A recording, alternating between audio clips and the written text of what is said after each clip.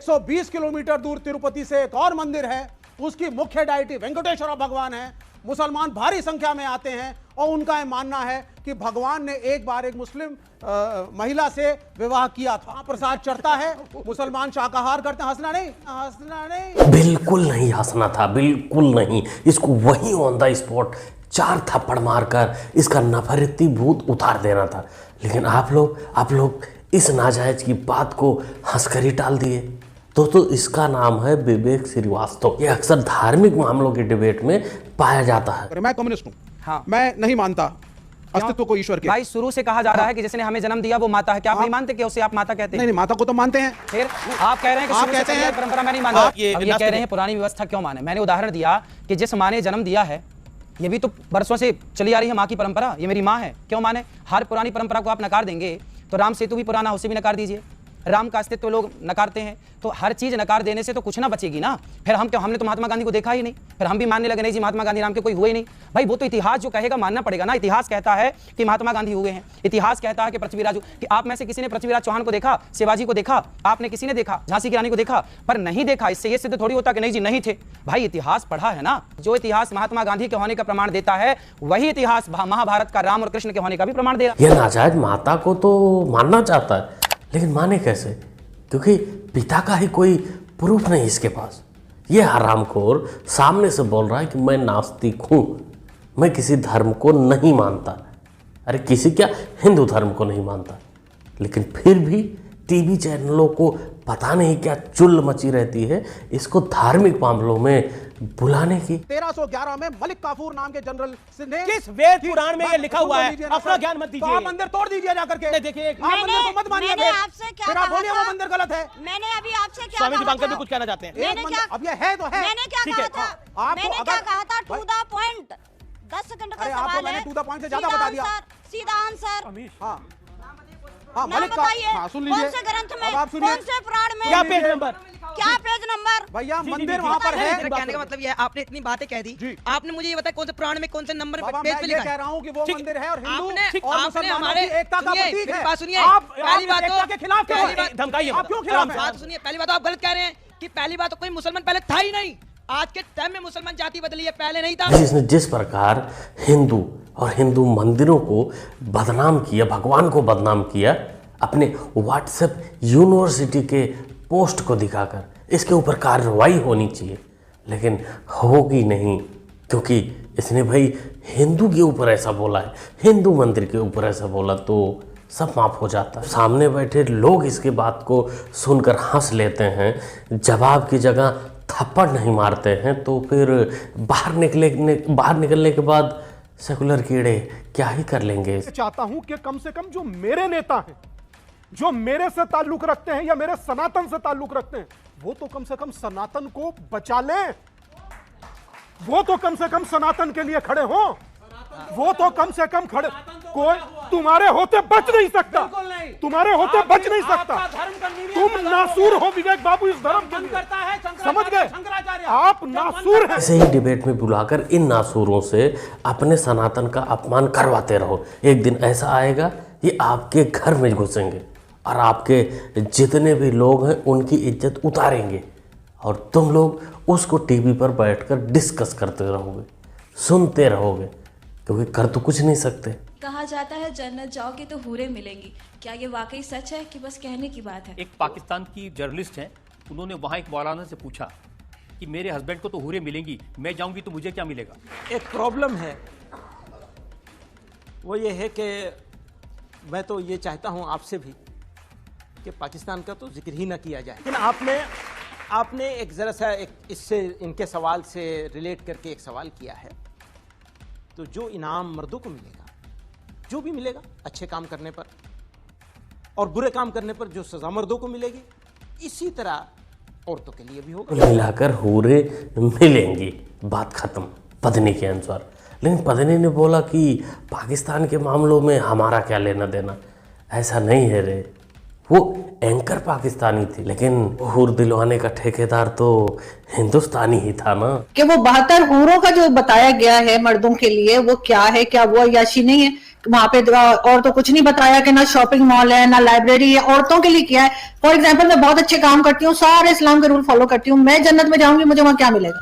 आप जन्नत में उन 72 हुरों की सरदार होंगी। हंसिए मत मोहतरमा, बिल्कुल मत हंसिए। अरे ठेकेदार है, ये सब का जुगाड़ बिठा देगा। किसी को सरदारनी बनाएगा, किसी को खादिम बनाएगा, कुल मिलाकर सबको मिलेगी हूरे, खाली हाथ कोई रहेगा ही नहीं। सरकार आने पर आतंकवाद हम खत्म करेंगे और शायद आप लोग खड़गे की बात को सही से सुन नहीं पाए होंगे। मैं बता देता हूँ आपको खड़गे जी ने क्या बोला। इन्होंने कहा कि कांग्रेस आएगी तो आतंकवाद को खत्म कर देगी। कैसे होगा खड़गे जी, ये गलत बात है।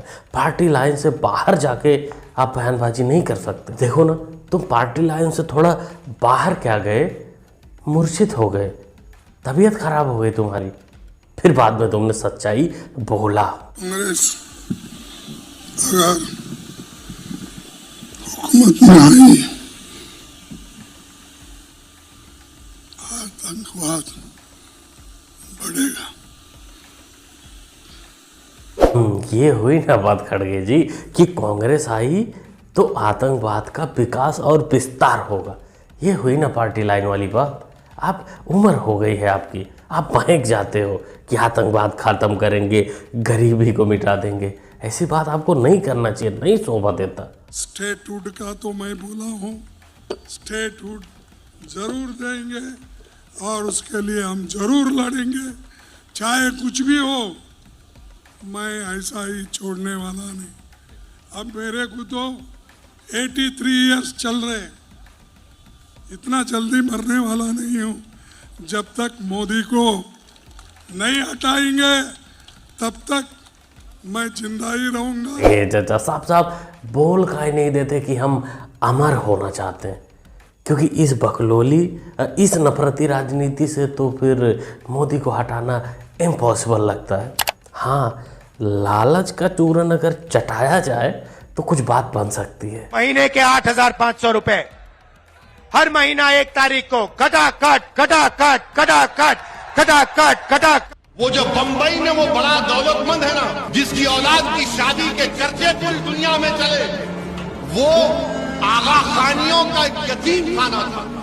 उस यतीम खाने को धोखाधड़ी से 20 करोड़ में खरीद लिया और अपना एक बड़ी बिल्डिंग बना। ठीक है ना खाना बदोस, उसने खरीदा था, कब्जाया तो नहीं था वक्फ बोर्ड के जैसा। और बेचा किसने था ये भी तो पता लगा ले। और आज वसूलने की बारी सरकार की आई, सरकार पता लगाएगी कि भाई कौन है बेचने वाला, तब फट रही है। उस पर मातम मनाया जा रहा है, अंबानी का नाम लिया जा रहा है।